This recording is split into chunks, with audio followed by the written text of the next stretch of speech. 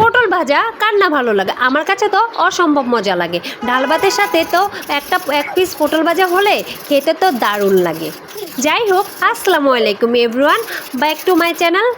ও আজকে আমি 5টি পটল নিয়েছি। পটলগুলো ভালোগুলো করে ছিলে নিচ্ছি। ভালো করে ছিলে নিয়ে দেখুন আমি কিন্তু ছুরির সাহায্যে পটলগুলো ছিলে নিচ্ছি। দুই পাশে আগাগোড়া করলা কেটে নিব। কেটে নিয়ে একে একে করে সবগুলো পটল আমি এইভাবে একই পদ্ধতিতে ছিলে নিচ্ছি। এভাবে ছিলে নিলে হয় কি, খেতেও কিন্তু অসম্ভব মজা লাগে। উপরের ইয়াটা খুবই একটু কাঁচা কাঁচা টাইপের থাকে, খুবই মজা লাগে খেতে।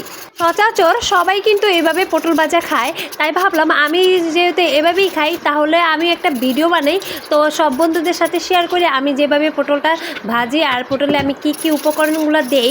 এভাবেই যদি খেতে খাওয়া লাগে তাহলে কিন্তু অসম্ভব মজা লাগে। আমরা সবসময় ডাল ভাত হোক, পান্তা ভাত হোক বা গরম ভাতের সাথে হোক, এইভাবে যদি পটল ভাজা খাওয়া যায় অসম্ভব কিন্তু মজা লাগে খেতে, কিন্তু আসলে দারুণ মজা লাগে। তো যাই হোক বন্ধুরা, অনেক কথা বললাম, চলুন আমরা রেসিপিতে ফিরে যাই। তো এই দেখুন আমি সুন্দর করে তারপরে পানিতে একে একে একটা দিয়ে সুন্দর করে ধুয়ে নিচ্ছি। ধুয়ে নিয়ে দুই তিনবার করে ভালো করে ছেলে নিচ্ছি। তারপরে মাঝখান দিয়ে একটা ফালি করে নিব।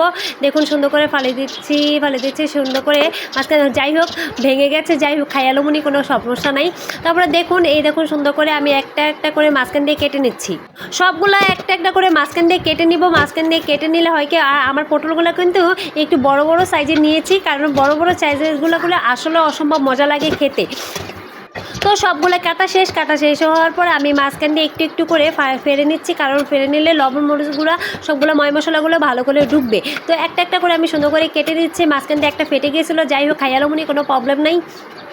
এভাবে কেটে নেওয়ার পরে সবগুলো কেটে নিয়েছি। কেটে নেওয়ার পরে হলুদ, মরিচের গুঁড়া, লবণ পরিমাণ মতো দিয়ে ভালো করে মেখে নিচ্ছি। দেখুন বন্ধুরা মেখে নেওয়ার পরে আমি পাইপ্যানে তেল দিয়ে নিয়েছি। তেল দিয়ে নেওয়ার পরে তেলটা ভালো করে গরম হয়ে গেলে আমি একে একে সবগুলো উপকরণ একে একে সবগুলো পটল দিয়ে নিচ্ছি। দিয়ে নেওয়ার পরে দেখুন একটা একটা করে দিচ্ছি। যাই হোক একটা ছিল না, উঠিয়ে ফেলেছে, যাই হোক পরে আবার দিয়ে নিব, সমস্যা নাই।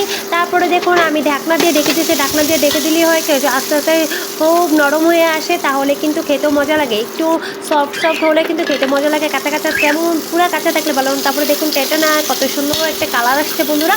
তো আমি কালার উল্টিয়ে নিলাম, একটা একটা করে উল্টিয়ে নিয়ে আবার ঢেকে দিয়েছি, কারণ ওই পাট তো একটু নরম হতে হবে, নরম না হলে কিন্তু খেতে মজা লাগবে না। তারপর এই পাট ও পাট দু পাট ভালো করে আমি ভেজে নিলাম। ওয়াও কি সুন্দর একটি কালার আসছে বন্ধুরা, ইয়ামি সেই স্বাদ বন্ধুরা, খেতে কিন্তু অসম্ভব মজা লাগবে। তো দেখুন আমি একটা একটা করে উঠিয়ে নিচ্ছি। উঠিয়ে নেওয়ার পরে দেখুন বন্ধুরা, টেনটেনা আমার পটল ভাজা কমপ্লিট। বন্ধুরা যদি ভিডিওটি ভালো লেগে থাকে অবশ্যই লাইক কমেন্ট শেয়ার করে পাশে থাকবেন।